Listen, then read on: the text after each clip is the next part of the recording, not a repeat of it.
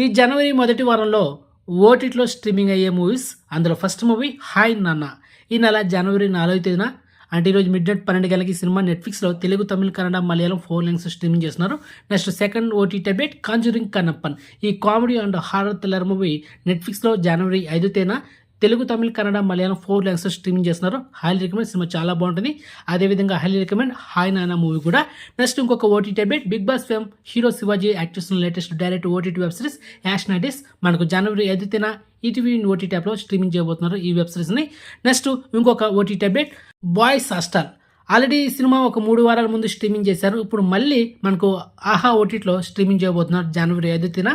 3 వారాల ముందు ETV OTT యాప్లో స్ట్రీమింగ్ చేస్తారు. నెక్స్ట్ పెరులూర్ ప్రీమియర్ లీగ్, ఈ మలయాళం మూవీ మనకు జనవరి 5వ తేదీన స్ట్రీమింగ్ చేయబోతున్నారు డిస్నీ ప్లస్ హాస్టల్లో.